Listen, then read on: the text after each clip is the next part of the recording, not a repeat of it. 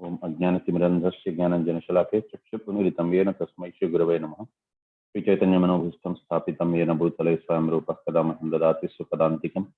हे कृष्ण करुणा सिन्धु दीनबन्धु जगत्पते गोपेश गोपिकान्त राधा कान्त नमोस्तुते। सप्तकाञ्चन गौराङ्गी राधे वृन्दावनेश्वरी वृषभानुसुते देवी प्रणमामि हरिप्रिये। वाञ्छाकल्पतरुभ्यश्च कृपा सिन्धुभ्य एव च पतितानां पावनेभ्यो वैष्णवेभ्यो नमो नमः। नमः ओं विष्णुपादाय कृष्णपृष्ठाय भूतले श्रीमते जयपताका स्वामिनिति नाम्नि। नमो आचार्यपादाय निताय कृपप्रदाय गौरकदामदाय नगरग्रामचारिणे। नमः ओं विष्णुपादाय कृष्णपृष्ठाय भूतले श्रीमते भक्तिवेदांत स्वामिनिति नाम्नि। नमस्ते सरस्वती देवे गौरवाणी प्रचारिणे निर्विशेष शून्यवादी पाश्चात्य देशतारिणे। श्री कृष्ण चैतन्य प्रभु नित्यानंद श्री अद्वैत गदाधर श्रीवासदि गौर भक्त वृंदा। हरे कृष्ण कृष्ण कृष्ण हरे हरे, हरे राम राम राम हरे।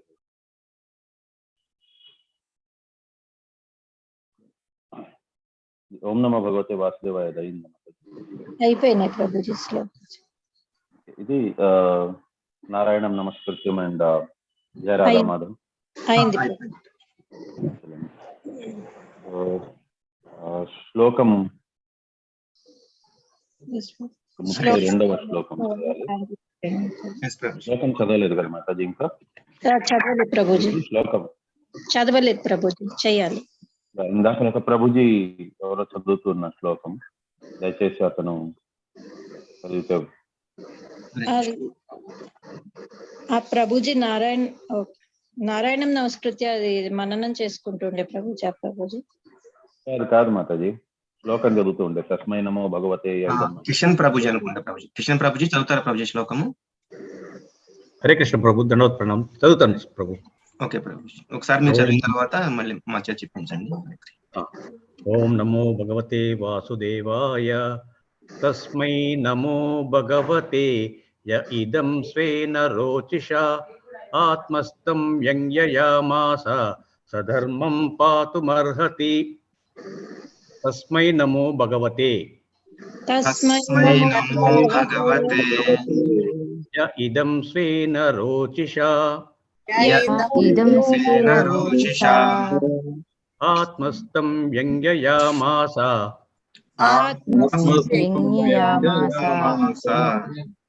సధర్మం పాతుమర్హతి.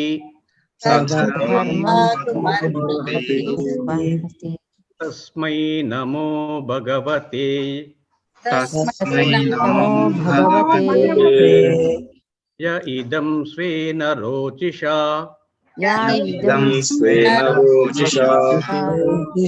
ఆత్మస్థం వ్యంగ్యయామాస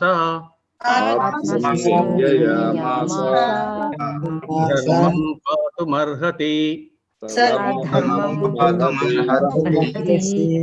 ఇంకోసారి చెప్పరా ప్రభు? ఇంకొకసారి చెప్పండి. తస్మై నమో భగవతే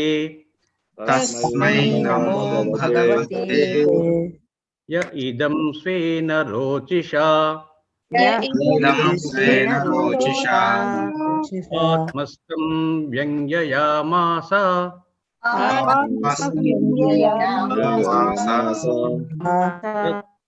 సధర్మం పాతుమర్హతి.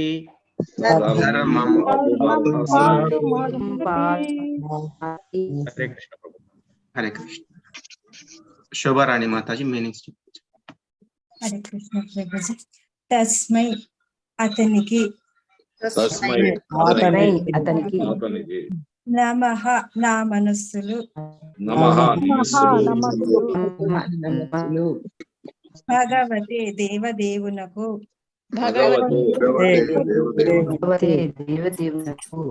యః ఎవరైతే, ఇదం ఈ స్వేన తన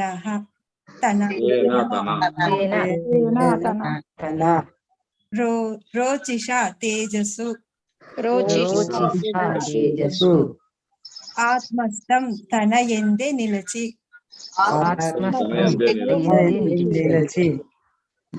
యజ్ఞయామాన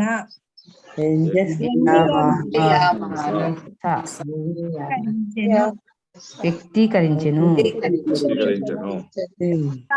అతడు ధర్మం ధర్మము, ధర్మము పాతుం రక్షణము కొరకు, కొరకు అర్హతి దయతో అట్లు నర్చుగాక, అట్లు నర్చుగాక.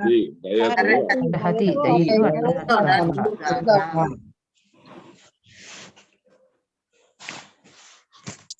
తన ఎందే స్థితుడయ్యుండి తన తేజ అంటే చెప్పి అలా ప్రభుజీ.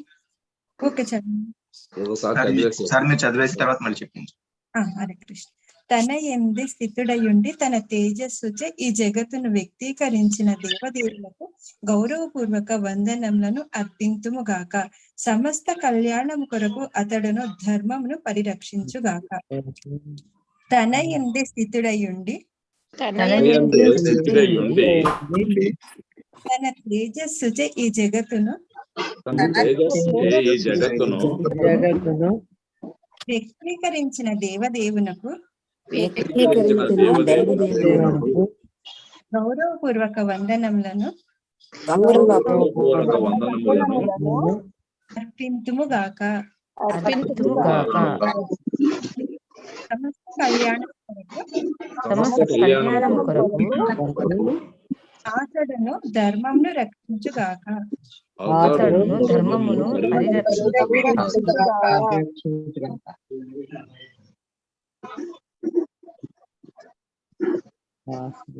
భాస్కరయ్య ప్రభుజీ.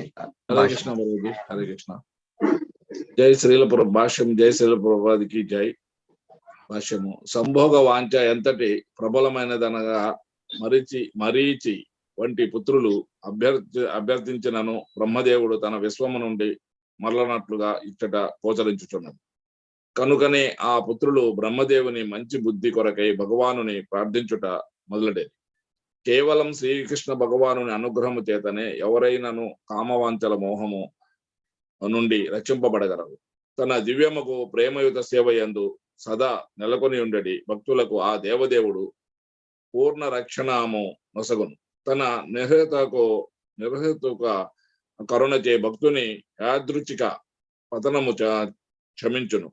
కనుకనే మరీచాది ఋషులు భగవత్కారణకై ప్రార్థించరి. వారి ప్రార్థనను సఫలమయ్యాను. హరే కృష్ణ ప్రభుజీ. ధన్యవాదాలు.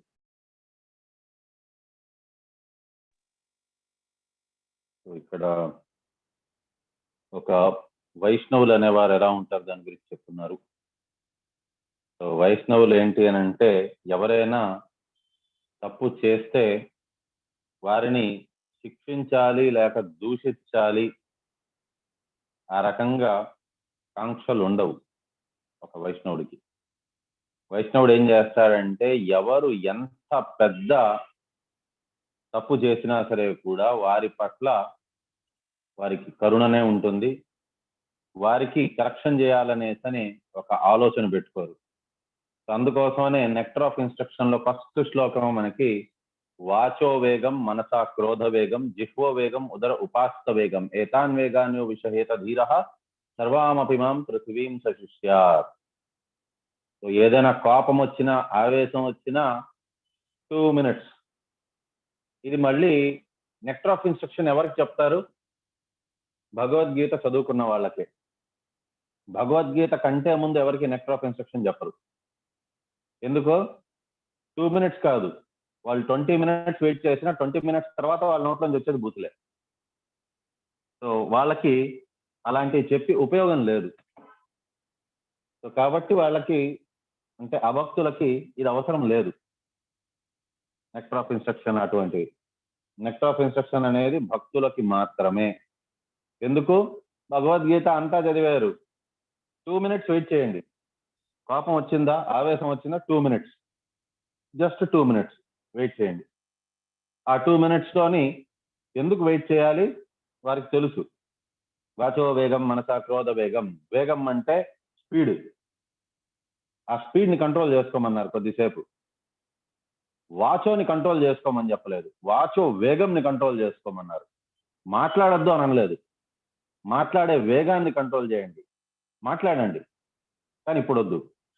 మీ మనసుని పరిగెత్తించండి కానీ ఇప్పుడు వద్దు, ఇమ్మీడియట్గా వద్దు. మీ క్రోధాన్ని చూపించండి కానీ ఇప్పుడు ఇమ్మీడియట్గా వద్దు. అందుకోసమే వాచో వేగం, మనస క్రోధ వేగం, ఆ వేగంని కంట్రోల్ చేయమన్నారు. స్పీడ్ అనేది డేంజర్కి కారణం కదండి. ఒకవేళ మీకు స్పీడ్ వల్ల యాక్సిడెంట్స్ అవుతాయి అన్నప్పుడు బండిలో ఇవ్వకూడదు. కానీ బండి ఇవ్వకుండా పోతే గమ్యస్థానానికి ఎలా చేరుకుంటారు? గమ్యస్థానానికి చేరుకోండి, బండి వాడండి, కానీ వేగంతో వెళ్ళొద్దు. స్పీడ్ రూల్స్ కూడా అదే చెప్తుంది. స్పీడ్గా అనవసరంగా వెళ్ళిపోవద్దు. Speed thrills but kills. So కాబట్టి స్పీడ్లో వద్దు, ఆరాంగా వెళ్ళండి, స్లోగా వెళ్ళండి, గమ్యస్థానానికి చేరుకోండి. అలాగే ఇక్కడ కూడా కోపం పడద్దని చెప్పలేదు, మాట్లాడొద్దని చెప్పలేదు, మనసుని పరిగెత్తించద్దు అని అనలేదు, అండ్ క్రోధాన్ని కూడా పెట్టకూడదు అని అనలేదు. పెట్టుకోండి అన్ని, కానీ ఇప్పుడు వద్దు, ఇమ్మీడియట్గా వద్దు. కొద్దిగా కంట్రోల్లో పెట్టుకొని దాని తర్వాత మాట్లాడండి. ఆ కంట్రోల్లో పెట్టుకున్నంతసేపు మనకి బ్రెయిన్లోని భగవద్గీత వస్తుంది. భగవద్గీతలో ఏం చెప్పున్నది? భగవంతుడే చెప్పారు, అందరూ కూడా నా యొక్క అంశాలు అని. అదొకటి వస్తుంది. నెక్స్ట్ మనకు తెలుస్తుంది, విద్యా వినయ సంపన్నే బ్రాహ్మణే గవిహస్తిని సునీచే వస్వపాకేత పండిత సమదర్శిన. సో ఈ రకంగా మనకి ఎప్పుడైతే తెలుస్తుందో, సో మనం డివోటీస్ గా ఉండాలి. కామము, క్రోధము, లోభము అనేది మనం వదిలేయాలి. ఎందుకనంటే ఈ మూడు కూడా తస్మాతేవం త్రయం త్యజేత్, ఈ మూడు కూడా నరకం ద్వారాలు. అప్పుడు ఆలోచించుకొని మాట్లాడతాం. ఆ కోపం అనేది ఉంటుంది, కానీ ఆ కోపాన్ని కొద్దిగా ఛానలైజ్ చేసి దాని ఒక ప్రాపర్ వేలో పెట్టి మనం చెప్తాం. సో ఇక్కడ కూడా మరీచి మరియు ఇతర పుత్రులు, బ్రహ్మ యొక్క పుత్రులు, వారందరూ కూడా బ్రహ్మగారు చేసిన ఆ తప్పుడు కార్యక్రమాన్ని వాళ్ళు ఆపేదానికి ప్రయత్నించారు. కానీ అది కూడా ఎలాగా, చాలా చాలా పద్ధతిగా చెప్పారు. ఇది తగ్గదు మీకు, మీరు మా తండ్రి, అంతేగాని ఏంటి మీకు కొద్దిగా తెలివి ఉన్నదా అన్నట్టుగా మాట్లాడలేదు. తండ్రి గురువు అతనే, కాబట్టి అతనికి, అండ్ మోర్ ఓవర్ అతను మొదటి బీయింగ్ అన్నమాట ఇక్కడ ఈ లోకంలో వచ్చిందంటే. కాబట్టి ఆయనకి ఇవ్వాల్సిన రెస్పెక్ట్ ఆయనకి ఇచ్చారు, చెప్పారు, కానీ అయినా ఆయన కంట్రోల్లోకి రావటం లేదు. సో ఒక ఇంద్రియం అనేది దాన్ని అదుపులో ఎప్పుడు పెట్టుకోవచ్చు అంటే స్టార్టింగ్ స్టేజ్లోనే. మీరు ఒకసారి క్రోధం స్టేజ్కి, లేకపోయిందా సమ్మోహం స్టేజ్కి, స్మృతి విభ్రమ స్టేజ్కి వెళ్ళిపోయిన తర్వాత అప్పుడు కంట్రోల్ చేయడం చాలా కష్టం. ఒక నిప్పు అనేది అడవిలోని అది చిన్న నిప్పులాగా ఉండేటప్పుడే దాన్ని కంట్రోల్ చేయగలరు. ఒక భవమహా ధావాగ్ని అయిపోయిన తర్వాత దాన్ని కంట్రోల్ చేయడం ఇంపాసిబుల్. కాబట్టి కంట్రోల్ ఎక్కడ చెప్పారు అని అంటే ధ్యాయతో విషయపుంసః, అక్కడే చెప్పారు. దాని తర్వాత కంట్రోల్ చేయలేరు. ధ్యాయతో విషయపుంసః, విషయవాంఛల పట్ల ఆసక్తి లేకుండా అక్కడ ఆపుకోవాలి. ఒకసారి సంఘానికి వెళ్ళిపోయేటప్పుడు కూడా కొద్దిగా కష్టం, కానీ ఆపచ్చు. సంఘాత్ సంజాయతే కామ, ఆ కామం అయిపోయినాక దాని ఇంపాసిబుల్ అది. దాని తర్వాత అంతా కూడా ఆటోమేటిక్ ప్రాసెస్. కామ క్రోధోభిజాయతే క్రోధ భవతి, సమ్మోహ సమ్మోహ, స్మృతి భ్రమ స్మృతి భ్రంశ బుద్ధినాశ. అందుకోసమే కామాతురాణం నా భయం నా లజ్జ, ఎంత గొప్పవారు అనేది అక్కడ మర్చిపోతారు కామం ఉన్నప్పుడు. సో కాబట్టి ఫస్ట్ స్టేజ్లోనే దాన్ని దుంచేయాలి. కాబట్టి ఇక్కడ ఈ మరీచు అది ఇతరులు ఋషులు వారు అక్కడ బ్రహ్మగారిని దూషించటం లేదు, చెడుగా చెప్పట్లేదు. వారికి చెప్పి చూశారు మారండి అని, మారటం లేదు. నెక్స్ట్ ఇంకా వారు చేసేది ఏంటి అని అంటే భగవంతుడికి ప్రార్థన. స్వామి మేము చెప్పాము, మా వల్ల కావటం లేదు, నెక్స్ట్ మీరే దానికి అధిపతి, మీరు ఎలా చేయాలనుకుంటున్నారో మీరు చేయండి, కానీ అతనికి తగదు అనేది మా ఒపీనియన్, కానీ దానిపైన మీ ఇష్టం, మీకు ఎలా కరెక్ట్ అనిపిస్తే అలా చేయండి. ప్రార్థనలు స్వీకరిస్తారు భగవంతుడు. సో మనకి కూడా శత్రువులు అనేవాళ్ళు ఎవరు లేరు, అజాత శత్రువులం మనం కూడా. ఎందుకు? మనకి తెలుసు అందరూ మన సోదరులే అని. అందరిలోనే భగవంతుడు ఉన్నారు. భగవంతుడు ఉండేటప్పుడు మనం ఎవరితో గొడవ వేసుకుంటాం, ఎవరు మనకి శత్రువు అయిపోతారు. కాకపోతే వాళ్ళు సరైన ప్రవర్తన లేకపోయేసరికి భగవంతుడికి ప్రార్థించాము అని అంటే వారు మంచి డివోటీ అయ్యే అవకాశం ఉంది. సో ఇన్ఫాక్ట్ ఇస్కాన్ డివోటీస్ వాళ్ళ మీద ఒకసారి ఎప్పుడో కేసు వేశారు. ఒక లాయరు, అంటే పాశ్చాత్య దేశంలోని, బాగా తీవ్రంగా ఖండిస్తూ ఇస్కాన్ వాళ్ళని, వాళ్ళ మీద కేసు రన్ చేస్తూ. ఒకానొక స్టేజ్ లోని వారు గెలిచిపోతారేమో అన్నట్టు కూడా ఉంది. సో కాకపోతే ఫైనల్ గా ఇస్కాన్ వీళ్ళు గెలిచారు, ఇస్కాన్ వాళ్ళు గెలిచి అప్పుడు ఆయన కోపం తీర్చుకునేదానికి ఇంకా వస్తూ ఉన్న అడ్వకేట్. ఈ డివోటీస్ అనేవాళ్ళు కాకపోతే వీళ్ళకి కూడా ఎంత చేసినా ఆయన తగ్గటం లేదు, పర్సనల్ అటాక్స్ చేసేస్తున్నారు. కాబట్టి ఈ డివోటీస్ కూడా శాపం ఇచ్చేసారు. శాపం అంటే అక్కడ శాపం కూడా కాదు, వరమే. నువ్వు మా మీదగా వస్తున్నావు, మా మీద అబండాలు వేస్తున్నావు, మా చరిత్రను నువ్వు తక్కువ చేసి చూపించాలనుకుంటున్నావు, ఓ నీ పిల్లలు కూడా ఇస్కాన్ డివోటీస్ అయిపోగాక అని అన్నారు. ఆయన లబో దిబో మొత్తుకున్నాడు. క్రిస్టియన్ డివోటీ ఆయన, క్రిస్టియన్ లాయర్ ఆయన. కాలక్రమేణా వాళ్ళిద్దరు పిల్లలు కూడా ఇస్కాన్ డివోటీస్ అయిపోయారు. తిలకం పెట్టుకున్నారు, శిఖలు పెట్టుకున్నారు. వాళ్ళు మొత్తానికి ఈయన్ని కూడా ఇస్కాన్ లోనే జాయిన్ అయిపోమని చెప్పి ప్రేరేపించారు. ఫస్ట్ లో లబోదిబో కొట్టుకున్నాడు ఈయన. కాకపోతే దాని తర్వాత అర్థమైంది ఈయన చేసుకున్న కర్మ అటువంటిది. కాకపోతే ఈయన లక్ ఇస్కాన్ లోకి, ఇటువంటి సాంప్రదాయంలోకి యాడ్ అవ్వడం అనేది అంత ఈజీ అయింది కాదు. కాబట్టి డివోటీస్ అనేవారు కోరుకునేది అంత స్ట్రాంగ్ గా ఉంటుంది. డివోటీస్ ఒకవేళ కోరుకున్నారు అని అంటే ఇది యాక్చువల్గా ఏంటిది, ఈ డివోటీస్ కోరుకున్నది చెడు కోరుకోలేదు, శాపం ఇచ్చారు. కానీ ఆ శాపం వాళ్ళకి చెడు చేసే శాపం కాదు. ఈ శాపము నారదముని శాపం రెండు ఒకటే. నారదముని కూడా నలకుబేర మణిగ్రీవాకు శాపం ఇచ్చారు, చెట్లయిపోయి వాళ్ళు అక్కడ ఉంటారు అని. కానీ అది నిజమైన శాపం అది కాదు. కృష్ణుడు తగులుతారు, కృష్ణుడు వల్ల వారికి ఇద్దరికి కూడా మోక్షం వస్తుంది అని అన్నారు. సో కృష్ణుడి చేతుల్లోని మోక్షం పొందింది, రాక్షసులు కూడా మోక్షం పొందారు. కానీ వీరికి రాక్షసుల్లాగా మోక్షం రాలేదు. కృష్ణుడు ప్రాంగణంలోనే ఆ చెట్లు రెండు అశోక వృక్షాల్లాగా ఉన్నాయి. సో వాటితోనే రోజు ఆడుకోవడం కృష్ణుడు వల్ల వారికి మోక్షం కలిగింది. కాబట్టి ఇది ఒక గొప్ప అవకాశమే ఇది. కాబట్టి ఇక్కడ కూడా వీళ్ళందరూ భక్తులు కూడా బ్రహ్మగారికి సరైన తెలివితేటలు రావాలి అనేసి ప్రార్థిస్తున్నారు. నెక్స్ట్ శ్లోకం ఎవరైనా హ్యాండ్స్ రేస్ చేసి చదవచ్చు.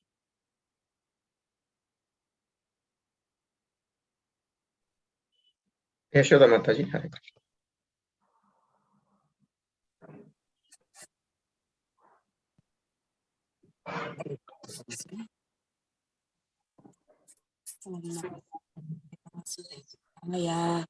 సయత్తం గృణతః పుత్రాం పురో దృష్ట్వా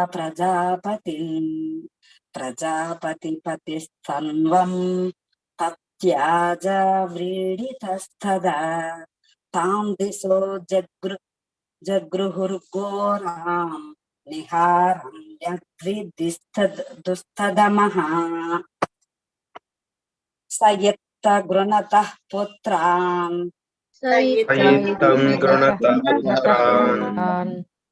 పురో దృష్ట్వా ప్రజాపతిస్తన్వం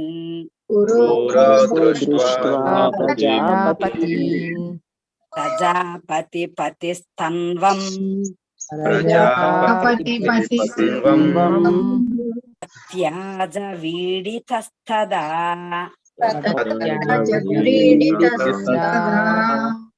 తాం దిశో జగృహురోగ్రరాం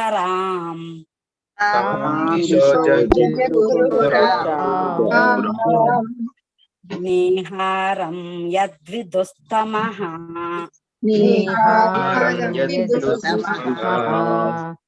సయత్తం గృణతః పుత్రాన్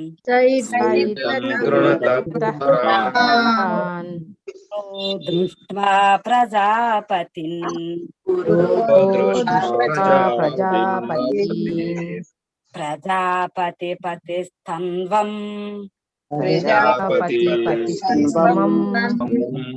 తత్యాజ వ్రీడితస్తదా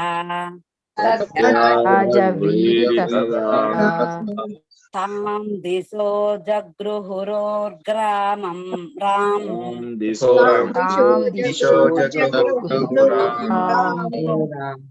నిహరం యద్విదుస్తమః.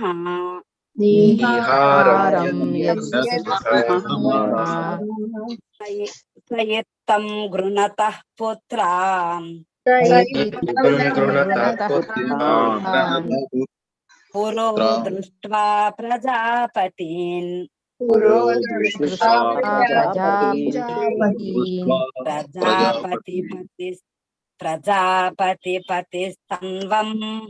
ప్రజాపతిపతిస్తన్వం అత్యాజా వ్రీడితస్తదా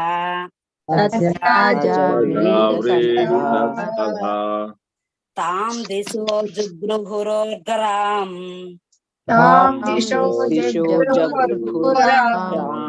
నీహారం యద్విదుస్తమః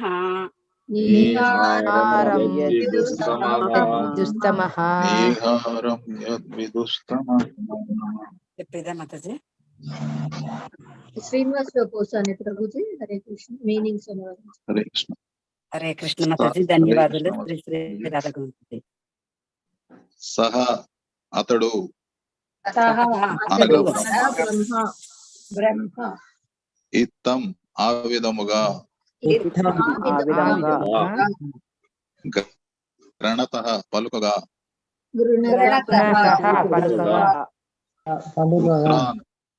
పుత్రులు పురః ఎదుట దృష్ట్వా గాంచి ప్రజాపతి జీవులను సృజించువారలు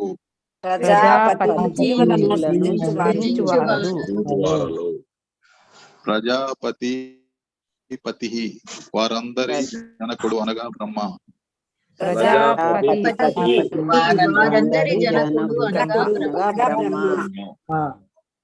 తన్వం దేహము అత్యాజ విడిచెను వ్రీడిత సిగ్గు చెంది తదా ఆ సమయమున తాం ఆ దేహము దిశ అన్ని దిక్కులు జగ్రుహు అంగీకరించను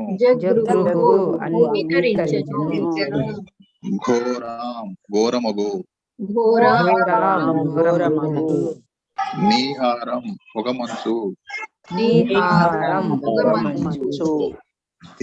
ఏదైతే విదుహు వారెరుగుదురు తమః తమస్సని ప్రజాపతులు జనకుడగు బ్రహ్మదేవుడు తన పుత్రులు అనగా ప్రజాపతులు ఆ విధముగా పలుకుటను కాంచి మిగులు సిగ్గు చెంది తాను గ్రహించి ఉన్నట్టి దేహమును శీఘ్రమే త్యజించెను. తదనంతరము ఆ దేహము సమస్త దిక్కుల యందు అంధకారమందలి ఘోరమగు పొగమంచుగా ప్రకటమయ్యను. ప్రజాపతుల జనకుడగు బ్రహ్మదేవుడు తన పుత్రులు అనగా ప్రజాపతులు ఆ విధముగా పలుకుటను గాంచి మిగుల సిగ్గు చెంది తాను గ్రహించి ఉన్నట్టి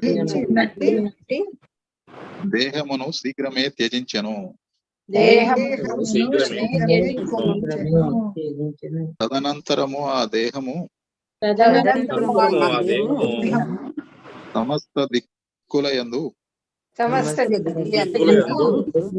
అంధకారమందలి ఘోరమగు పొగమంచుగా ప్రకటమయ్యను. హరే కృష్ణ. భవానీ మాతాజీ హరే కృష్ణ. భాష్యం. హరే కృష్ణ మాతాజీ. హరే కృష్ణ మాతాజీ. ఓం నమో భగవతే వాసుదేవాయ. భాష్యం. జై శ్రీల ప్రభుపాదుల వారికి జై, వారి భాష్యముకు జై.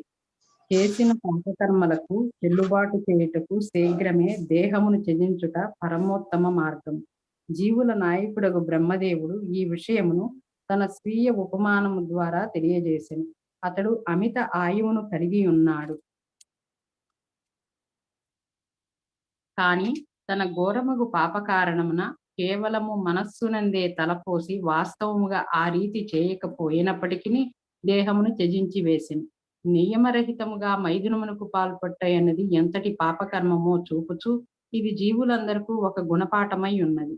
నిందాపూర్వకముగు మైథునము గుర్తు తలపోయిటయు పాపమయమే. అట్టి పాపకర్మలకు చెల్లుబాటు చేయుటకై మనుజుడు తన దేహమును త్యజించవలెను. అనగా మనుజుని ఆయువు, వరములు, ఐశ్వర్యాదులు పాపకర్మలచే తరిగిపోగలవు. ఇక అత్యంత ఘోరముగు పాపకర్మము ఆ అనియమిత మైథునమే. అజ్ఞానమే పాపమయ జీవనమునకు కారణము, లేదా పాపమయ జీవనమే నీచపు అజ్ఞానమునకు కారణము. అట్టి అజ్ఞాన రూపము లక్షణము అంధకారము లేదా మంచు పొగ. అంధకారము లేదా మంచు పొగ ఇప్పటికీ సమస్త విశ్వమును ఆక్రమించుతున్నది. సూర్యుడే దాని ఏకైక నివారణ తత్వం. కనుకనే భగవానుని అనగా నిత్య ప్రకాశము ఆశ్రయమును పొందినవాడు మంచుపగ అజ్ఞానం యొక్క అంధకారము నశించిపోయేది భయమే లేదు. హరే కృష్ణ ప్రభుజీ, ప్రణామాలు.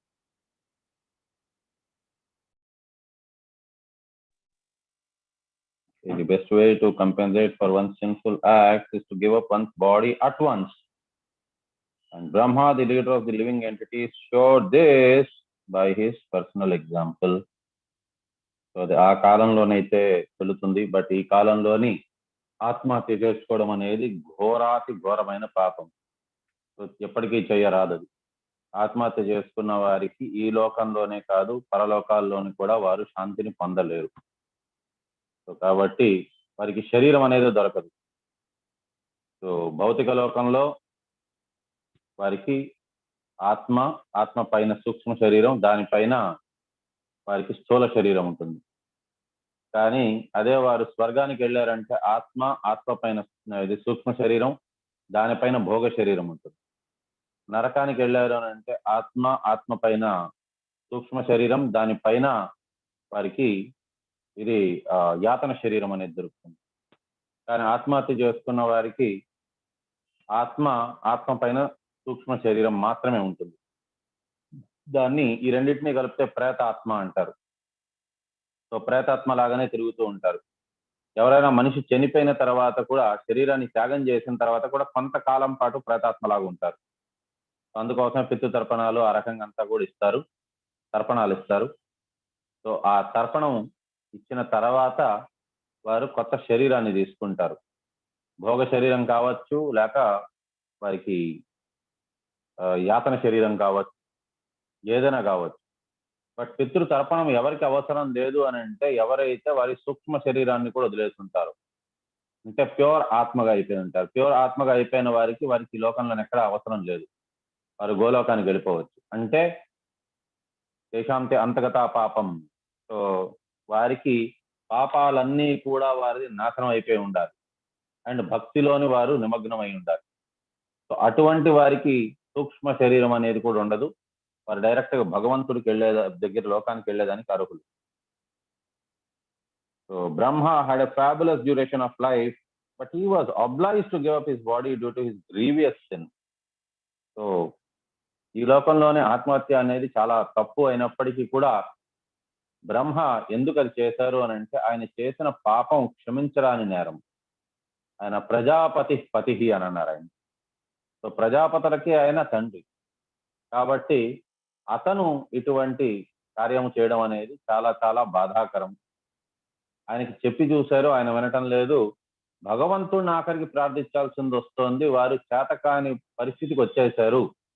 నేను వారిని అంత స్థాయికి తీసుకొచ్చేసాను, అది కూడా నా కోసం వారు ప్రార్థిస్తున్నారా? పశ్చాత్తాపంకి మించిన ప్రాయశ్చిత్తం ఇంకోటి లేదు. పాపంగా మనం అరిచేసినంత మాత్రాన్ని ఎవరేం చేయలేరు. కానీ పశ్చాత్తాపం ఎప్పుడైతే వస్తుందో చాలా చాలా బాధపడిపోతారు. వారు ఇంకోసారి ఆ తప్పుని చేయరు. కాబట్టి ఇక్కడ బ్రహ్మ గారికి పశ్చాత్తాపం అనిపిస్తుంది.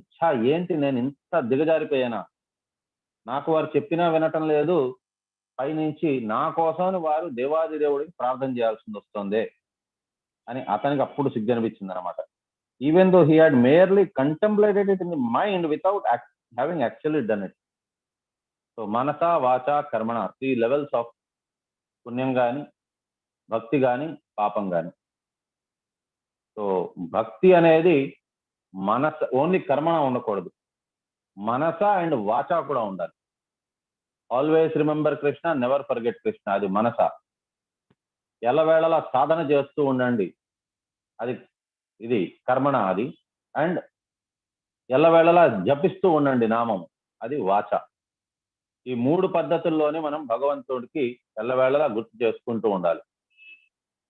కాబట్టి భగవంతుని తలుచుకోవడం అనేది ద మోస్ట్ ఇంపార్టెంట్. కానీ సర్వసాధారణంగా ఏదైనా సరే కూడా చెడు కార్యకలాపాలు చేసేది ఫస్ట్ మనసులో వస్తుంది, ఇంద్రియాల నుంచి మనసు. ఎందుకు? కామం ఉండే చోటది, ఇంద్రియాలు, మనసు, బుద్ధి. సో ఇంద్రియాల నుంచి మనసులోకి వస్తుంది. దాని తర్వాత వారు బుద్ధితోని వారు దాన్ని వాచ, మాట్లాడే దానికి వస్తుంది. మాటల తర్వాత చేతల్లో వస్తుంది. ఇక్కడ బ్రహ్మగారికి కేవలం మనసులో నచ్చింది. మనం చూసినట్లయితే మన పురాణాల్లోని ఈవెన్ శ్రీరామచంద్ర ప్రభు వారిది, ఈవెన్ వారు ఆలోచనలో కూడా పరస్త్రీ గురించి ఆలోచించేవారు కాదు. ఈవెన్ మండోదరి ఎప్పుడైతే వస్తారో రావణాసురుని సంహరించిన తర్వాత, ఆవిడ దగ్గరకు కూడా దరిదాపుల్లో వెళ్ళలేదు వారు, దూరం నుంచే ప్రార్థించుకున్నారు. సో ఈ రకంగా ఎవరు వచ్చినా సరే కూడా వారిని దూరం నుంచే ప్రార్థించేవారు. వారి పాదాలు తప్పించి ఇంకెక్కడ కూడా తలెత్తి కూడా చూసేవారు కాదు. అంత గొప్ప చరిత్ర. అందుకోసమనే మనకి రామచరిత మానస్ అని అన్నారు. రాముని యొక్క చరిత్ర గురించి చెప్పేది రామచరిత మానస్. సో అతని చరిత్ర ఎంత గొప్పది, మనం ఆ చరిత్రని మనం కూడా అవలంబించాలి అనే దాని గురించి చెప్పే గ్రంథమే రామచరిత మానస్. సో తెలుసుకోవడము, మనం దాన్ని ఆచరించడం. సో అందుకోసం మనకి నెక్టర్ ఆఫ్ ఇన్స్ట్రక్షన్ లో కూడా సంఘత్యాగశ్చ శతోవృత్తి, శతోవృత్తి అనేది చాలా ఇంపార్టెంట్. సో ఇక్కడ మనకి కేవలం బ్రహ్మగారు ఆలోచించారు అంతే, చేతల్లోని ఏమీ చేయలేదు, మాటల్లోని ఏమీ చెప్పలేదు. కానీ అంతదానికే అతను తన శరీరాన్ని విడిచిపెట్టాల్సి వస్తుంది. This is a lesson for the living entity, showing how sinful an act is to indulge in unrestricted sex life. So పరస్త్రీ గురించి ఆలోచన అనేది కూడా డేంజరస్. చాలా మంది ఆలోచనలో దయమున్నది అని అనుకుంటారు. మనమేం వెళ్ళి మాట్లాడం కదా, ఆలోచన కూడా తప్పే. ఎందుకు? ఆలోచనలను కంట్రోల్ చేసుకోలేకపోతే ఏదో ఒక రోజు అది మాట రూపంలో వస్తుంది. మాటల్ని కంట్రోల్ చేసుకోలేకపోయినప్పుడు ఏదో ఒక రోజు అది చేతల్లోకి వస్తుంది.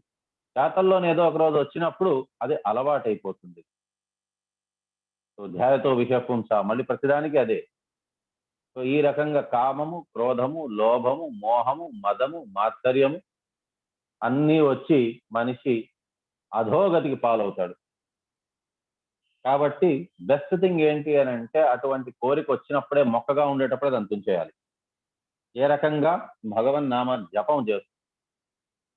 సో మనసుని మళ్ళించుకోవాలి. మనసు ఈ పరస్త్రీ గురించి ఆలోచించకుండా మనసును మళ్ళించుకోవాలి. మన దాంట్లోని ఇతర మతంలోని ఉండే డిఫరెన్స్ ఏంటి అని అంటే, ఇతర మతంలోని మగవారిని వారి మనసుని నియంత్రించుకోమని చెప్పని ఎక్కడ అనరు. మగవాళ్ళు ఏ రకంగానైనా సరే కూడా తన మనసుని ఏ రకంగానైనా, ఎంత వాయు వేగంతోనైనా వారు పరిగెత్తించవచ్చు. కానీ ఆడవారు కంట్రోల్లో ఉండాలి. ఆడవారు దుస్తులంతా కూడా ముఖాన్ని కూడా కవర్ చేసుకునేలాగా ఉండాలి. ఆడవారు మగవారు ఎక్కడైనా పూజ చేస్తున్నారు అని అంటే ఆ దరిదాపుల్లో కూడా వెళ్ళకూడదు అని అంటారు. అందుకోసం అది వారి కులం. సనాతన కులంలోని ఎలా ఉంటుంది అని అంటే, ఆడవారికి రెస్ట్రిక్షన్స్ కాదు ఉండేది, మగవారికి మనసుకి రెస్ట్రిక్షన్స్ ఉన్నాయి. ఆడవారికి కూడా ఉన్నది, మగవారికి కూడా ఉన్నది. మనసుని నియంత్రించుకోండి, మాటలను నియంత్రించుకోండి. అందుకోసం నెక్టర్ ఆఫ్ ఇన్స్ట్రక్షన్ అనేది, నెక్టర్ ఆఫ్ డివోషన్ అనేది, ఇటువంటివి ఈ గోస్వాములు రాసిన పుస్తకాలు ఎంతో అద్భుతమైన పుస్తకాలు ఇవి. మనసుని నియంత్రించుకోండి, వాచాన్ని నియంత్రించుకోండి. వాచో వేగం, మనస క్రోధ వేగం, క్రోధాన్ని కూడా నియంత్రించుకోండి. జిహ్వో వేగం, మాట్లాడేది ఊరికనే అన్నెసెసరీ మాటలంతా మాట్లాడద్దు, దాన్ని కూడా నియంత్రించుకోండి. ఉదరం, ఆకలి వేస్తోంది, ఊరికనే ఎంత పడితే అంత తినేయద్దండి. ఆకలి వేసేంత దాకా తినద్దు, కొద్దిగా తక్కువే తినండి. ఉపాస్త వేగం. సో ఆడవారిని చూడగానే కామ కోరికలు పెట్టుకోవద్దు అని. సో ఈ రకంగా ఉండాలి అని అంటున్నారు. Even to think of abominable sex life is sinful, and to compensate for such acts one has to give up his body. In other words, one's duration of life, blessings, opulence, etc. are decreased by sinful acts. So పాపాల వల్ల వారికి వచ్చే కీర్తి, ప్రతిష్ట, వారి జీవిత అవధి, వారికి దొరికిన వరాలు అన్నీ కూడా తగ్గిపోతాయి. కాబట్టి పాపం నుంచి విముక్తులై ఉండండి.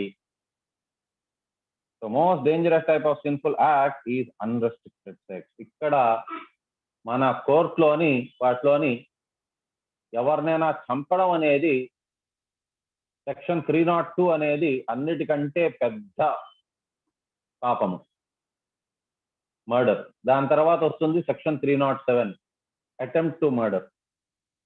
అటువంటివి మోస్ట్ డేంజరస్ టైప్ ఆఫ్ ఇది అని అంటారు. అందుకోసం ఆ కేటగిరీస్ లో వచ్చిన వాటినే రేరెస్ట్ ఆఫ్ ది రేర్ అని అంటారు. కానీ మరణం అయిపోయింది, కానీ దాన్ని ప్రేరేపించింది ఏది? కామము. కాబట్టి కామము అనేది యాక్చువల్గా స్పిరిచువల్ వరల్డ్ లో కామము అనేది అన్నిటికంటే పెద్ద శత్రు. అందుకోసమే భగవంతుడు ఫస్ట్ మనకి 6 షడ్ వర్గాలు అన్నారు, 6 మనకి ఎనిమీస్ ఉన్నాయన్నారు, శత్రువులు. 6 శత్రువుల్లోంచి భగవంతుడు చెప్పింది కూడా భగవద్గీతలో మెయిన్వి 3 శత్రువులు అన్నారు. కానీ ఆ 3 శత్రువుల్లోని కూడా అన్నిటికంటే ముందు వచ్చేది కామం. ఆ 6 శత్రువులు, 6 షడ్ వర్గాల్లో నుంచి ఫస్ట్ అన్నిటికంటే పెద్ద శత్రువు ఏది అని అంటే కామము. సో కాబట్టి స్పిరిచువల్ వరల్డ్ లోని అన్నిటికంటే పెద్ద బ్లెస్సింగ్ ఏది అని అంటే భక్తి. ఆ భక్తి ఏ రకంగా తెలుసుకోవచ్చు? ఉత్తమమైన మార్గం అంటే శ్రవణం అండ్ జపము. అండ్ ఆ రకంగా పాపాల నుంచి దూరంగా ఉండాలంటే అన్నిటికంటే పెద్ద పాపం ఏది అని అంటే కామం. వాటి నుంచి దూరంగా ఉంటే చాలు. దాని తర్వాత కామము తర్వాత క్రోధము, లోభము. కామం కంట్రోల్లో వచ్చేసిందంటే మిగతా 2 కూడా ఆటోమేటికల్ వచ్చేస్తాయి. అవన్నీ కంట్రోల్లోకి రావాలని అంటే భక్తి పెంపొందిస్తూ ఉండాలి. Always remember Krishna, never forget Krishna. ఎప్పుడు కృష్ణుడే మన మనసులో ఉంటే కోరికలు కూడా రావు. సో కాబట్టి ఇది the most dangerous type of sin. ఇది దీనికి క్షమ అనేది లేదు. Ignorance is the cause of sinful life. ఇది అజ్ఞానం వల్ల వచ్చేది ఈ పాపపు జీవితం. Or sinful life is the cause of gross ignorance. ఎందుకు మనం అంతా ఇన్ని జన్మలు తీసుకుంటున్నాము అని అంటే అజ్ఞానం వల్ల. భగవద్గీత చదవలేదు, శ్రీమద్ భాగవతం తెలుసుకోలేదు. సో ఎప్పుడు దీక్ష తీసుకోవాలనే కోరిక కూడా రాలేదు. గురువు పట్ల భక్తి లేదు. ఇందుకోసమని ఇన్ని జన్మలు తీసుకుంటున్నాం. మనకి మానవ జన్మ దొరికింది, మనం దాన్ని సద్వినియోగపరుచుకుంటున్నాము. నన్ను మినహాయించుకొని ఇంకా ఈ గ్రూప్ లో 65 మంది ఉన్నారు. ఈ 65 మంది అయినా కనీసం ఒకవేళ మన గురు మహారాజ్ దగ్గర ఇనిషియేషన్ తీసుకోవాలి అనేసని ఆసక్తి ఉన్నట్టయితే, మన టెంపుల్కి ఎలాగో దీక్ష ఇచ్చేదంతా హిజ్ హోలీనెస్ జయపతాక్ మహారాజే. సో ఇచ్చినా అతను ద్వారా మనకి ఇనిషియేషన్ వచ్చినా రాకపోయినా ఆయనకి దాసోహం అయిపోండి, ఆయనకి శరణాగతి తీసుకోండి. ఎందుకు అని అంటే జయపతాక్ మహారాజ్, హిజ్ హోలీనెస్ జయపతాక్ మహారాజ్ పతీత పావనుడు. ఆయనంత పతీత పావనులు నేను ఇంతదాకా ఎక్కడా చూడలేదు. ఎంతో అపారమైన కరుణమై అతని శరణాగతి పొందేదానికోసమని ప్రయత్నించండి. ప్రతిరోజు అతని పేరు మీద 1 మాల ఎక్స్ట్రాగా చేయండి. ఈ రకంగా చేస్తూ ఉన్నారని అంటే నేను ప్రార్థిస్తాను, మీకు కానీ మీ ఇంట్లో వారికి కానీ ఎల్లవేళలా మంచి అనేది జరుగుతుంది. అండ్ ఈ రకంగా అన్నెసెసరీ కోరికలు అనేది మన దరిదాపుల్లో కూడా రావు. ఎందుకనంటే గురు మహారాజ్ మన ఇన్ఛార్జ్ అయిపోతారనమాట. సో మామూలుగా ఏ ఇంట్లోనైనా సరే కూడా ఇంటి పెద్ద ఎవరుంటారు, ఆ ఇంట్లోని ఎవరైతే ఉంటారో వారి తండ్రి సర్వసాధారణంగా, ఇంటి యజమాని యొక్క తండ్రి సర్వసాధారణంగా ఫ్యామిలీ హెడ్. సో ఈ రకంగా మనకి తండ్రి అప్పుడు ఎవరు అవుతారంటే గురు మహారాజ్ అవుతారు. సో గురు మహారాజే యాక్చువల్గా చెప్పాలంటే ఆ ఫ్యామిలీ హెడ్. సో కృష్ణుడు కూడా ఉన్నారు అండ్ గురు మహారాజ్ ఉన్నారు అని అంటే కృష్ణుడు కూడా ముందు పెద్దపేట గురు మహారాజ్కే వేస్తారు. నేనేంటి ఫ్యామిలీ హెడ్, గురు మహారాజుని చేయంటారు. నమస్కారాలు పెట్టేటప్పుడు ఇస్కాన్ అబ్జర్వ్ చేయండి, ఫస్ట్ హిజ్ హోలీనెస్ వీళ్ళ ప్రభుపాదుల వారికి నమస్కారం పెడతారు, దాని తర్వాతే కృష్ణుడు రాధా గోవిందులకు పెడతారు. ప్రభుపాదుల వారికి పెట్టండి మనం విగ్రహాలకు, శ్రీ విగ్రహాలకు కూడా మనం పెట్టేదానికి లేదు, ఫస్ట్ ప్రభుపాదుల వారికి పెట్టాలి. సో కాబట్టి ఆధిపత్యం అతను తీసేసుకుంటారు. కాబట్టి అతను తీసుకున్నప్పుడు మనకి ఈ అన్నెసెసరీ విషయవాంఛల పట్ల కోరికలు అనేది కట్ చేసి పడేస్తారు. Ignorance is the cause of sinful life. మనకి ఎందుకు ఈ పాపపూరితమైన కర్మలు చేస్తున్నాం అంటే కేవలం ఒకే ఒక కారణం, అజ్ఞానం. తెలియదు భగవంతుడి గురించి. ఎప్పుడైతే తెలుసుకుంటారో అప్పుడు తప్పు చేసేదానికి అవకాశమే లేదు. Or sinful life is the cause of gross ignorance. The feature of ignorance is darkness or fog. Darkness or fog still covers the whole world, and the sun is the only counteracting principle. So ajnana timirandhasya jnananjana shalakaya chakshur unilitam yena tasmai shri gurave namaha. అజ్ఞాన అంధకారాన్ని, దాన్ని అంటే అంధకారాన్ని అజ్ఞానంతో compare చేస్తారు, తమస్సు. So అక్కడి నుంచి జ్ఞాన అంజన శలాకయ, వెలుతురు అనేది జ్ఞానం. సూర్యుడు ఎక్కడైతే ఉదయిస్తారో అక్కడ అంధకారం ఉండే అవకాశమే లేదు.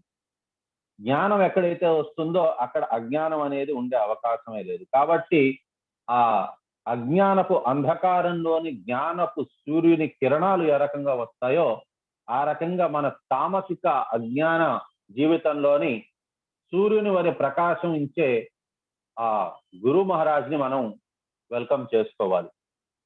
వెల్కమ్ చేసుకుంటే గురు మహారాజ్ని మనం వెల్కమ్ చేయడం అంటే అతన్ని మెప్పించడం. ఏ రకంగా మెప్పిస్తాము? నిరంతరంగా హరే కృష్ణ మహామంత్రం 16 మాలలు మినిమం రోజుకి జపం చేస్తూ ఉండడం. గురు మహారాజ్ పేరు మీద ప్రేమ ఉన్నది అని అంటే గురు మహారాజ్ పట్ల గురు మహారాజ్ పేరు మీద ఒక మాల జపం చెయ్యాల్సిందే. దానికంటే ఏ రకంగా కూడా మీరు 16 మాలల కంటే తక్కువ చేసేదానికి లేదు. మీరు అయిన తర్వాతే గురు మహారాజ్ పేరు మీద ఒక మాల చేయడం. ఈ రకంగా చేస్తే గురు మహారాజ్ యొక్క కృపకి మీరు పాత్రులు అవుతారు. సో ఈ రకంగా పాత్రులు అయితే ఇక్కడ చెప్పబడినట్టుగా అజ్ఞాన అంధకారం నుంచి జ్ఞానం యొక్క సూర్యుడు వికసిస్తారు. మన మామూలు శ్లోకాల్లోనూ కూడా అదే చెప్తుంటాం. అజ్ఞాన తిమిరంధస్య జ్ఞానాంజన శలాకయ చక్షురున్మిలితమేన తస్మై శ్రీ గురవే నమః. అది కాకుండా అసతోమా సద్గమయ తమసోమా జ్యోతిర్గమయ మృత్యోర్మా అమృతం గమయ అంటాం. సో కాబట్టి మనకి అజ్ఞానం అని అంటే మృత్యువే, అక్కడి నుంచి జ్ఞానం అంటే అమృతం, అటు పక్క తీసుకెళ్ళాలి. అజ్ఞానాన్ని మృత్యుతో ఎందుకు కంపేర్ చేశారు?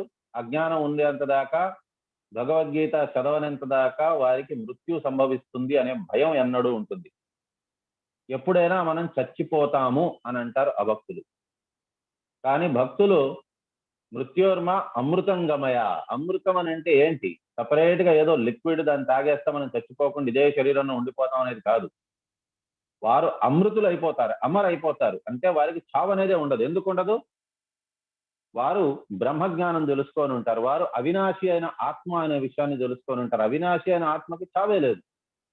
కాబట్టి మృత్యోర్మ అమృతం గమయ. అది ఎవరు ఇస్తారు అంటే గురు మహారాజే ఇస్తారు. అందుకోసమే తస్మై శ్రీ గురవే నమః.